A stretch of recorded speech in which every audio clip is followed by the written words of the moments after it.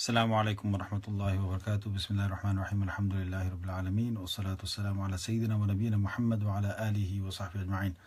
Brothers and sisters, a very important topic that I want to discuss with you and present in front of you is this whole thing about logic and using it when it comes to Quran and Sunnah. Now, don't get me wrong, logic is something which is highly recommended in the Quran and Sunnah for us to use.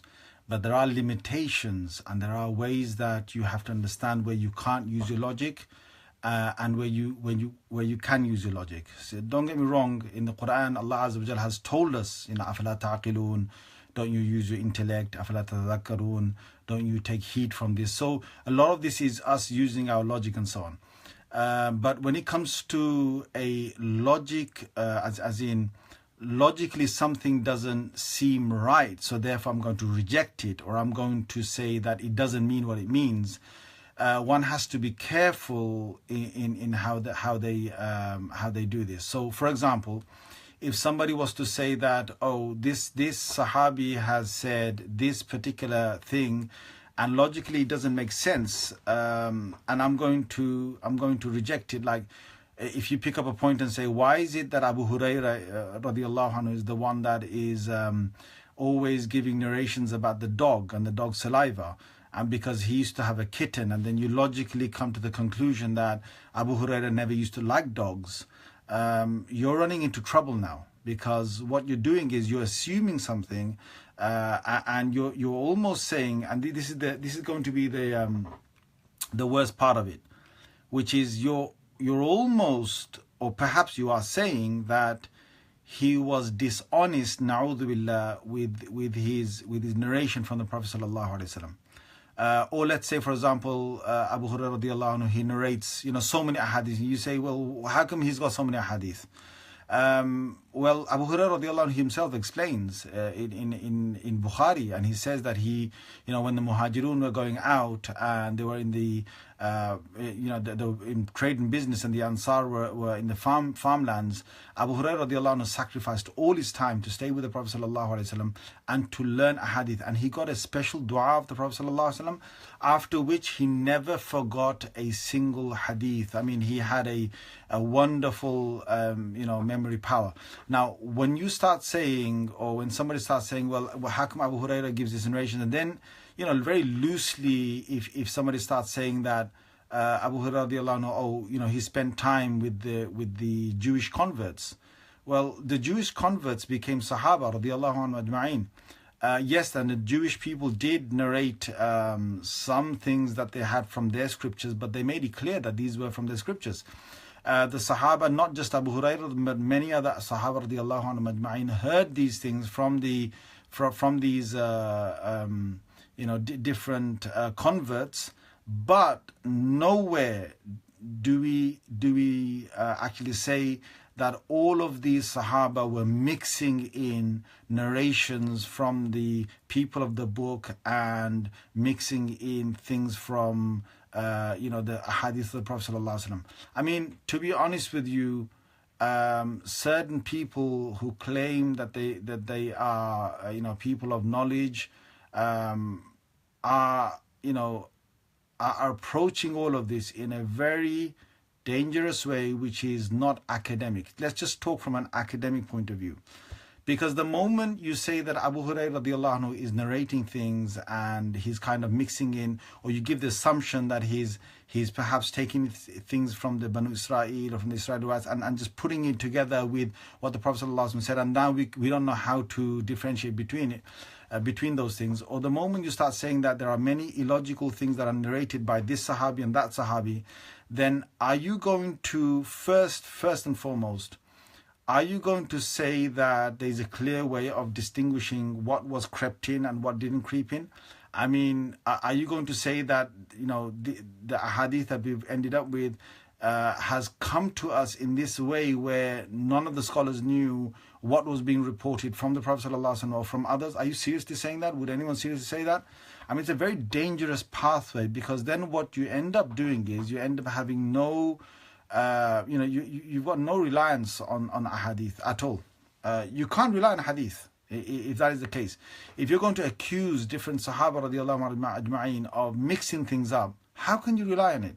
And if you're accusing even Abu Hurairah radiallahu anhu on this one point, are you going to now say, okay, we'll just reject the ones that logically don't make sense to me or a few of us, but we'll accept the rest of them? I mean, whose logic and on what grounds?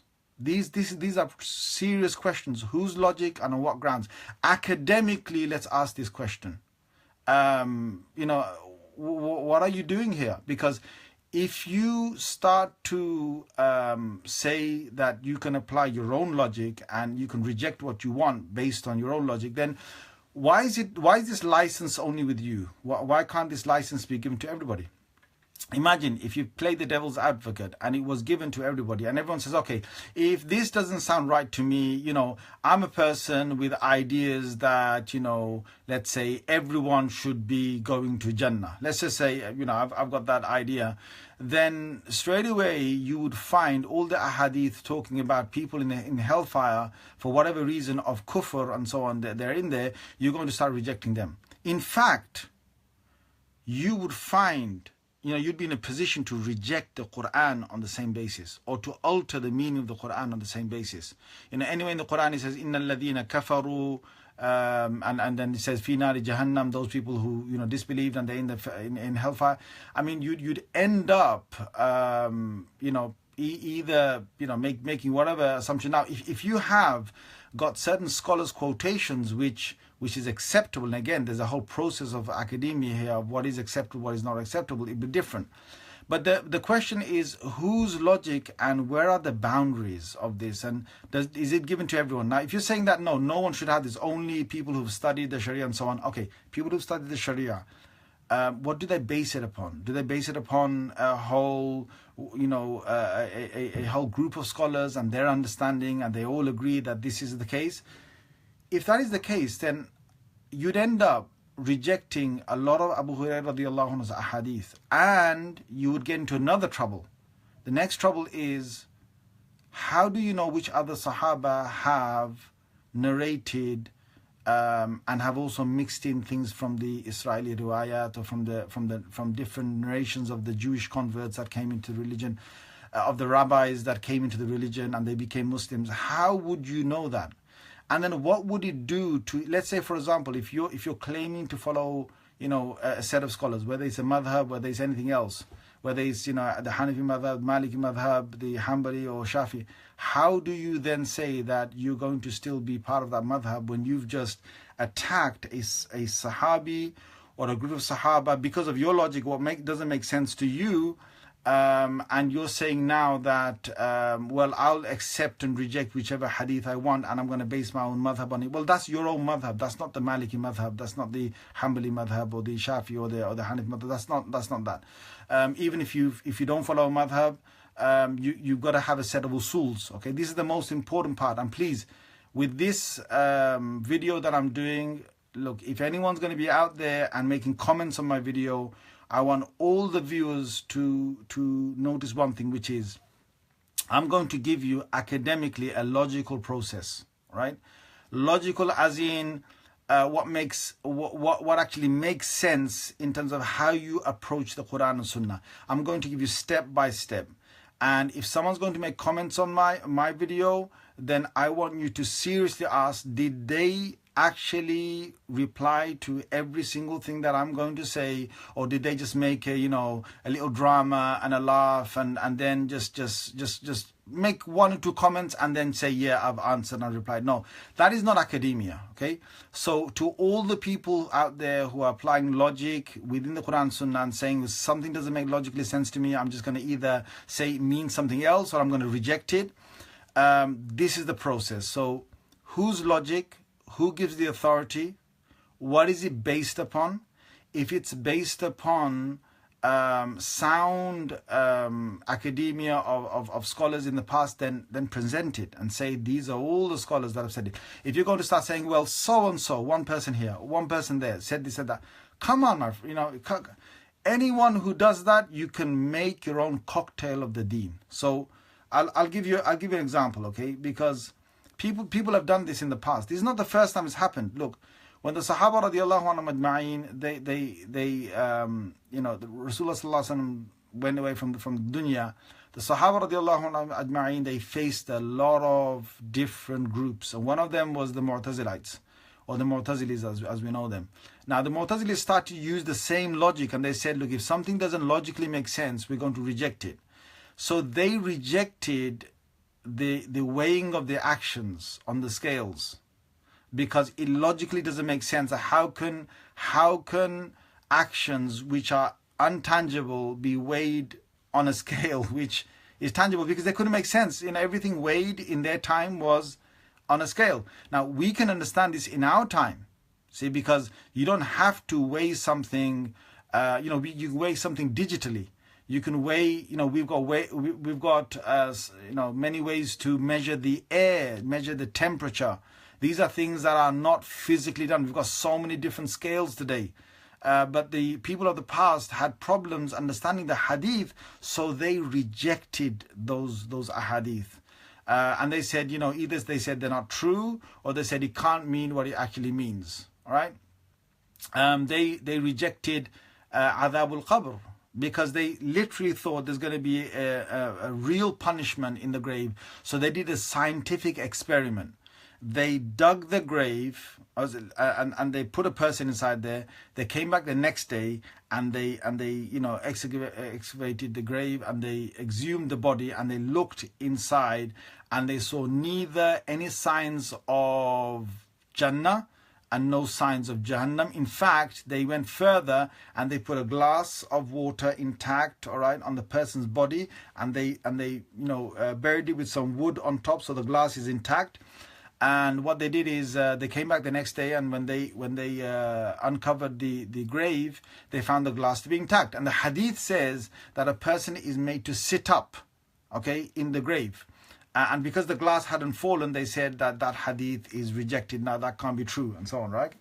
Now the problem is, when the Prophet ﷺ said that someone's going to be made to sit up, that was said about the ruh, about the soul. When the Prophet ﷺ is talking about Jannah and Jahannam in the grave, these are things which a person would see, with the ruh, with the soul, and not particularly with the body. Okay, so look, these people, they denied the ru'ya of Allah, the seeing Allah on the day of judgment, because they logically thought, look, Allah is in no direction, so how can you as a finite individual see an infinite being? So can you see how they've used logic? Because you're looking in one direction, Allah is not in one direction, so how can you see Allah?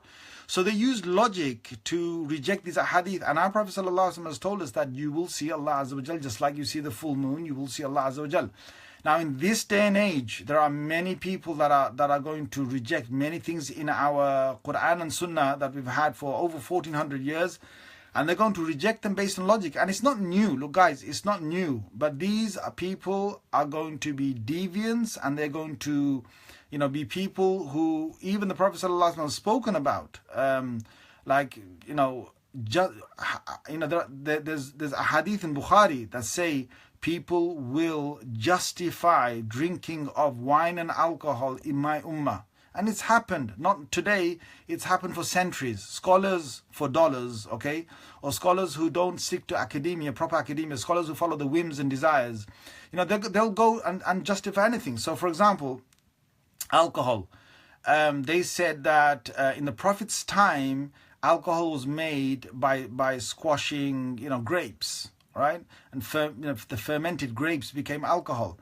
And dates were used, okay? So in our time, if we're using apples and you make cider, then it should be halal, okay? Now, I'm not saying it's halal, but, this is their justification. This is what they did. They if you want to find anything to be halal, and you want to find one scholar somewhere who said it, you'll find it. Seriously, you'll find it. If you want to go fatwa shopping and you want to make your own deen, you can you'll find it. For example, people have said, Na'udhu billah, again, look, Na'udhu billah, this is all wrong, but people have said this. There have been certain scholars who said pornography is fine because it's 2D, it's not 3D, right? They justified it by saying, zina is when you've got a real human being, you're on top of a real human being. So if you were to put your naked body on a 2D image of a naked girl, would that be zina? Now, you'd say obviously that wouldn't be zina because you're on a piece of paper or a magazine. But la hawla wa la quwwata illa billah, by taking that logic and saying that, look, this zina is this, which is actual penetration, and because you can't do it with a pornography magazine or a tablet or a phone that's showing you pornographic images, so it's fine. They're justified. Na'udhu billah, again, this is all wrong, but this is how they did it. Okay, riba. We all know riba or usury is haram. And you've had scholars, even today there are scholars, there have been scholars in the past who called it, instead of saying it's usury, riba, they said it's al-fa'ida. It's some benefit that you're getting. So you put money in the bank, and the bank is giving you, because they're taking your money and they use it for other purposes. So in the duration of their usage, they're going to give you something back, and that's called some benefit. Okay? And they call it al-fa'ida, benefit. So they said that's not interest. See, they changed the word and they said it's halal. Now, are you going to say that's halal? That's basically interest, which is haram, but you've used a different definition to say it's halal. Okay? So, look, man, if you want to copy paste anything you want, you can do it. If you want to make prostitution jaiz, there's the scholars who've done it before, right? What did they say? They said, look, muta was something in the Prophet's time that was allowed, and there's a whole debate whether it was banned or not banned. And the Sunnis or the Ahlus Sunnah wal Jama'ah, or anyone who's not from the Shia sort of side of the split, they will say to you it's haram. Muta is haram. What's muta? Muta is you get together with a woman with a limited amount of time, which both of you agree. You give her something for that time, okay, some monies or whatever for that time, and then you basically, have a mutual sort of relationship, like a husband and wife, and then you can end it whenever you want. You don't need any witnesses or anything. You can just do it there and then. Meet a woman, okay, I give you money, I'm doing muta with you, come on, let's go for 1 hour, let's go for one night, let's go for 3 nights. What's that? That's prostitution. That's halal prostitution. Na'udhu billah min dhalik. Again, look, it's haram. Don't ever do that. It's haram. But what I'm trying to say to you is that if you look for scholars, and if you want to find scholars who've said things, and they've kind of become something which people have followed, and people said, yeah, some scholars said it, so therefore I'm gonna just do it.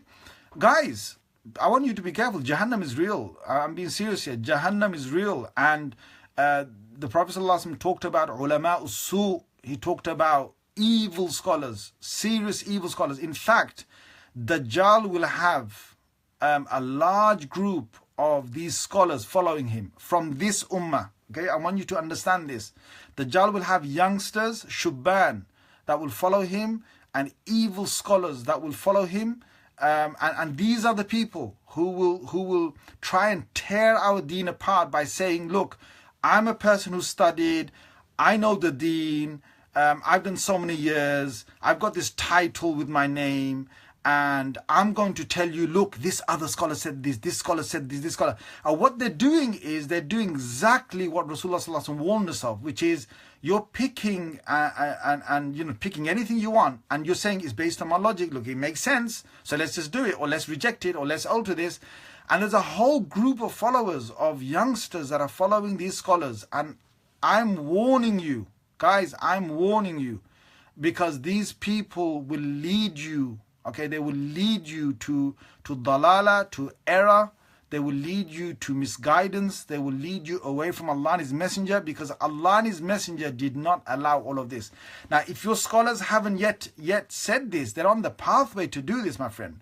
Okay, some of them have justified homosexuality from the Quran by saying, odd things. Oh, this one scholar somewhere in the past, he had these ideas.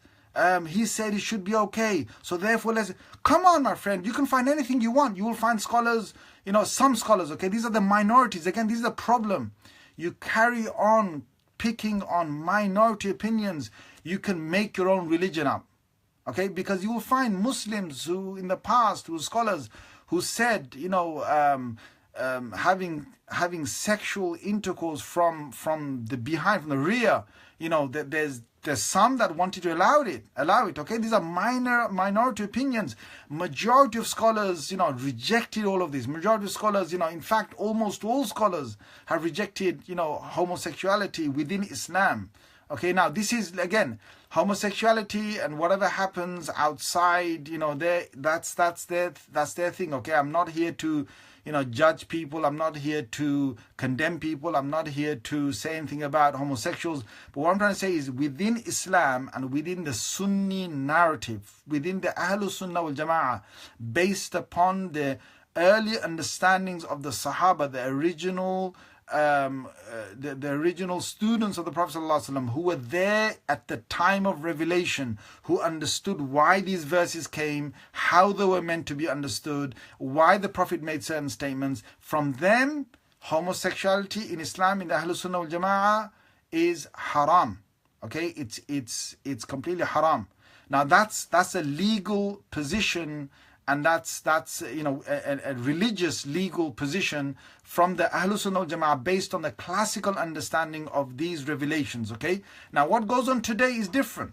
Okay, what goes on today, if you find a mosque that is getting together and they want to have homosexuals going there, that's them. In the Prophet's time, sallallahu alaihi wasallam, they had a mosque of munafiqeen. Come on, it's in the Quran. They had a whole mosque, whole masjid, okay, that was built. Just the hypocrites built it because they just wanted that to become their hub. Okay, they got together there, they prayed when they wanted to pray, but it was really a munafiqeen hub. And the Prophet ﷺ, what did he do? When the munafiqs came to the Prophet ﷺ, these are hypocrites that came to the Prophet ﷺ, this is in his time, and they asked Rasulullah ﷺ to bless the masjid. He came, okay, and what did he do? He burnt it down. He burned that masjid down. Look in Surah Tawbah, you will find the reference in the 11th juz and about the 2nd or 3rd page down. You will find the whole thing about this masjid. Now, look at this. People made a masjid, but the Prophet ﷺ burned it down. Why? Because it's a masjid not based upon the foundations of Islam. It's based upon, scheming against Allah and His Messenger, scheming against whatever it was. Now, just because you've got a masjid doesn't mean, it's a masjid. These are religious people. They've got religious scholars. So did the munafiqeen have scholars. They had scholars. Okay, but are they going to be in Jannah with the Sahabas? No way. No way. Allah's mentioned that in the Quran.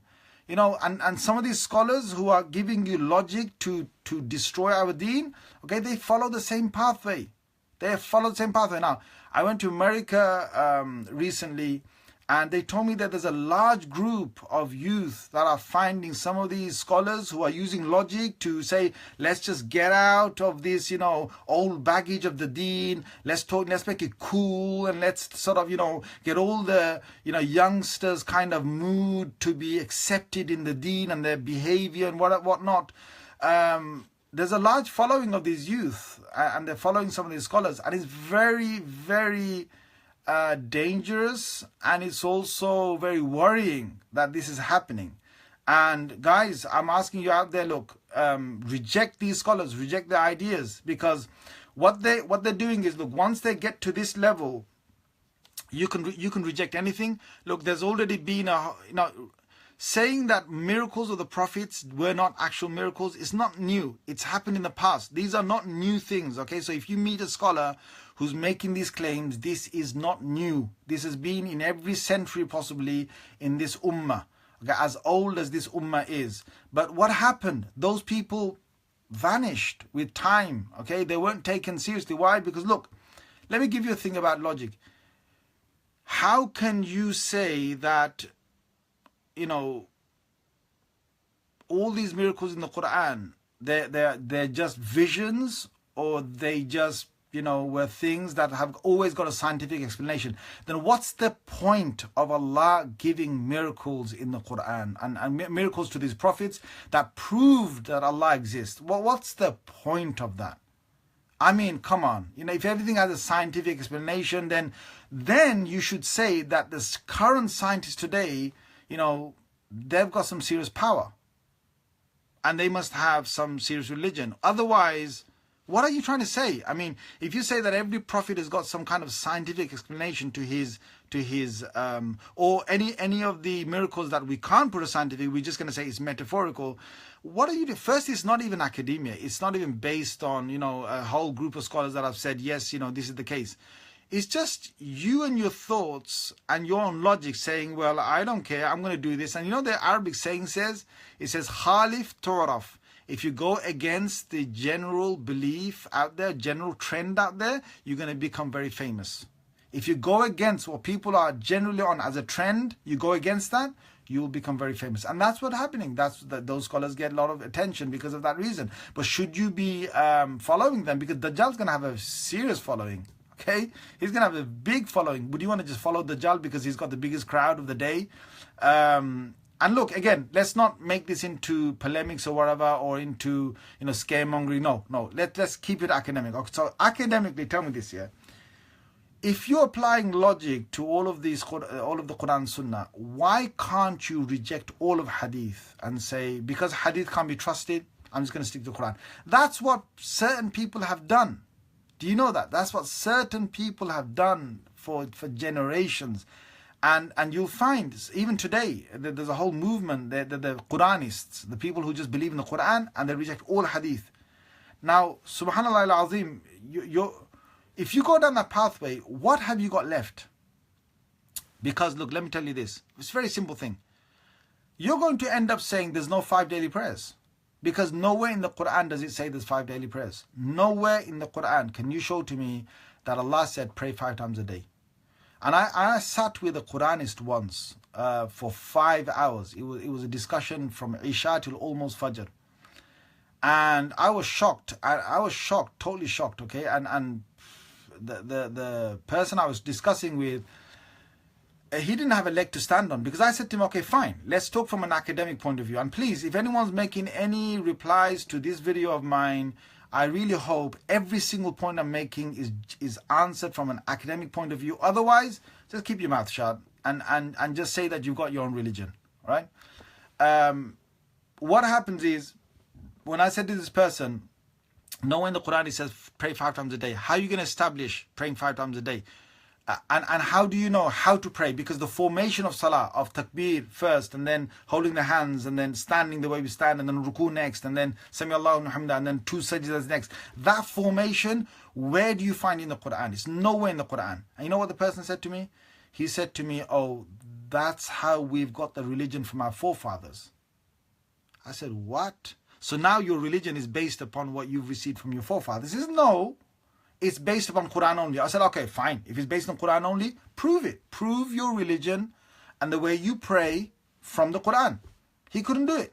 We were there for hours. He was going around in circles.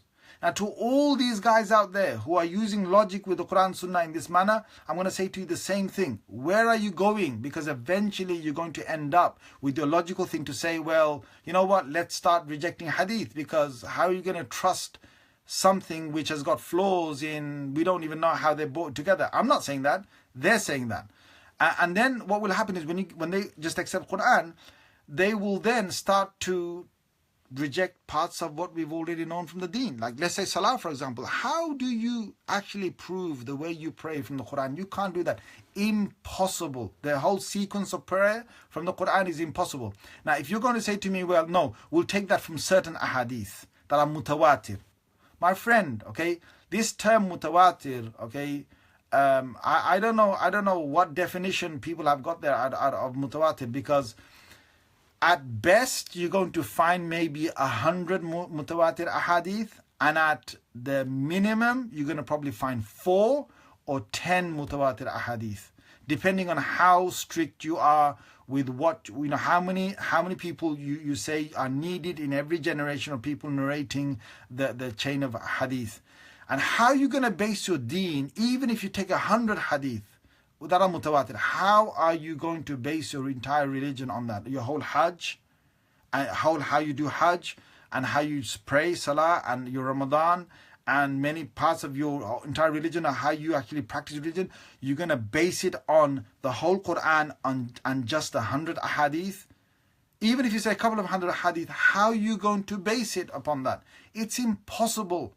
you're going to end up just saying, well, we just, without hadith, we're just going to use our own logic again and make something about the religion. Or we're just going to accept it like that guy said to me, our forefathers did this and we're going to accept it. And we're just going to say, yeah, that's the kind of way you do it.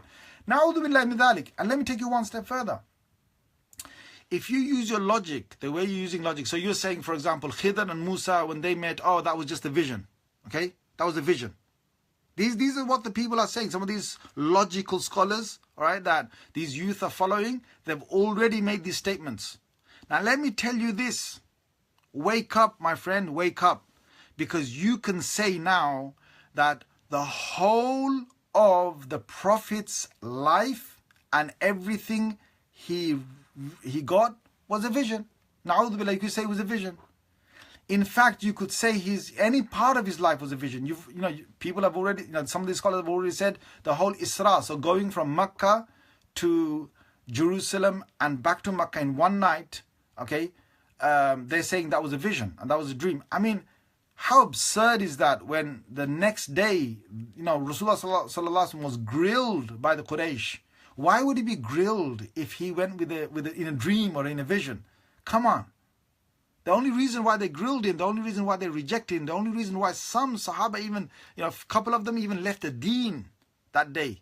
Because it was, how can a man claim that he went in one night from Mecca to Jerusalem and Jerusalem back to Mecca? How could he do that? It's impossible. So based on the logic, they rejected his message.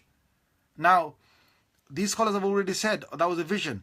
But again, it doesn't make sense. Look, because remember, I said to you, and I'm going to say this again, you've got to be consistent with what you say. So if you're saying that it was a vision, are you going to now say that those narrations or that whole pressure that came to the Muslims, and to say that how can you, Muhammad, say this? Are you going to say that that was based on a vision? Are you going to say that was real? Or that was a vision as well? Na'udhu billahi min dhalik. In fact, you could say every time the Prophet claimed to see Jibreel was a vision. That he never saw him in real life. And there's two hadith to say he saw him real life. Even Surah Najm says that, he saw Jibreel Qaba Qawsayn aw adna. Okay, I know there's different of interpretation there of whether he was that close to Allah or Jibreel. But look, Jibreel came to Rasulullah, we know that. Okay? Now, if you're going to go with your logic, you can either end up saying that all of that was a vision, or you could end up saying that why should we accept that? Now think about it. If you're going to say that I can't accept a Sahabi's thing because this doesn't make logical sense, then if the Quran is talking about something that doesn't make logical sense to you as an individual, why can't you reject the whole thing of Rasulullah sallallahu alaihi wasallam seeing Jibreel?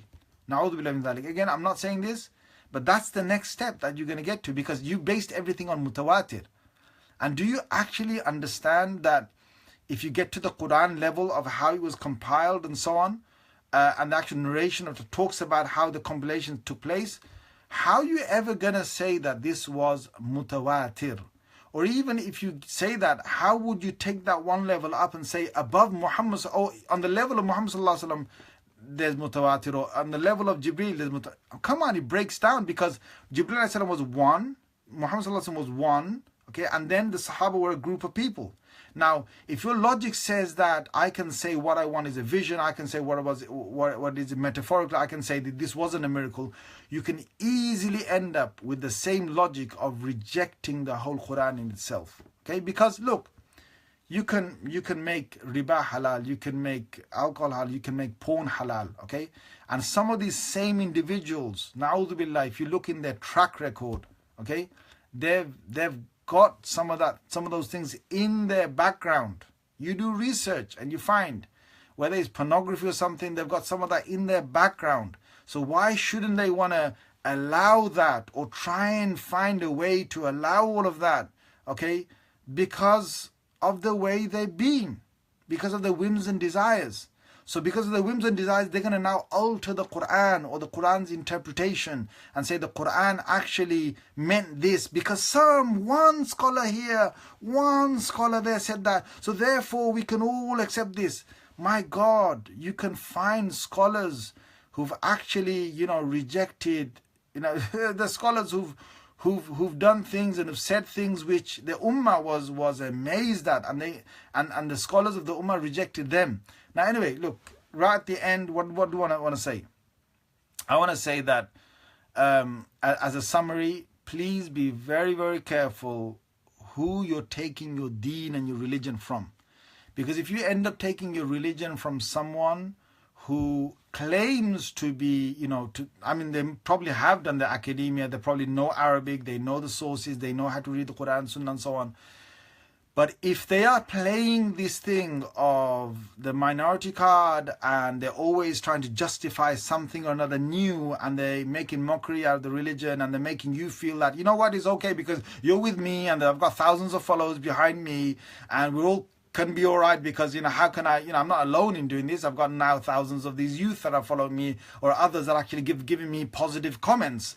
The thing is, seriously think, is this actual academia? Go to the sources direct, go and make your own analysis, and what you'll see is these are things, in fact, sometimes some of the quotations are completely off.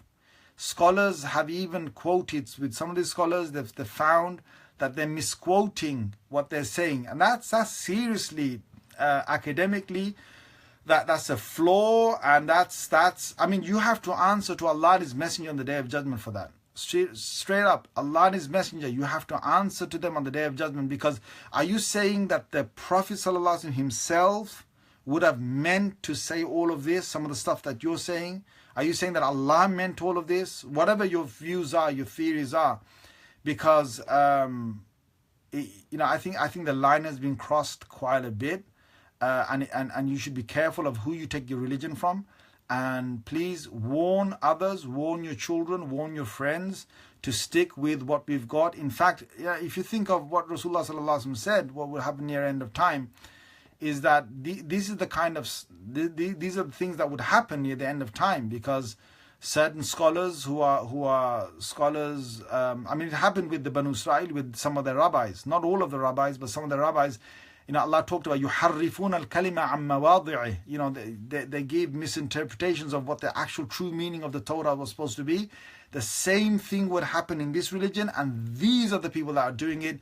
Be warned, be careful, follow genuine sources, genuine scholars, follow your tradition of what 1400 years was and is, and don't follow people who are coming with you with these minority opinions just to make a little theatre and a show, and to make a hype and a let's all get together, let's all enjoy this because religion's supposed to be really easy, and using wishy-washy sources to try and make you feel at ease and make you feel that you can still fulfill all your carnal desires and whatever you want to do basically, and you can still follow the religion and be a good Muslim. Be very careful, my friend. Jazakumullah khair. May Allah Azza wa Jal guide me, guide all of us. May Allah Azza wa Jal give us hidayah. May Allah Azza wa Jal keep us on track. And please say this dua again and again. رَبَّنَا لَا تُزِغْ قُلُوبَنَا بَعْدَ إِذْ هَدَيْتَنَا وَهَبْ لَنَا مِن لَدُنْكَ رَحْمَةً إِنَّكَ أَنْتَ الْوَهَّابُ. We say, oh Allah, oh our Lord, don't deviate our hearts after you've guided us. وَهَبْ لَنَا مِن لَدُنْكَ رَحْمَةً, and give us mercy from yourself, some special mercy from yourself, for you are the one who is oft giving. May Allah Azza wa Jal keep us on the right track, keep us on Sirat al-Mustaqim, and save us from dalala, from error, and from becoming maghdubi alayhim, where Allah is angry on anyone. May Allah save us from that. Jazakumullah khair. Wassalamu alaikum wa rahmatullahi wa barakatuh.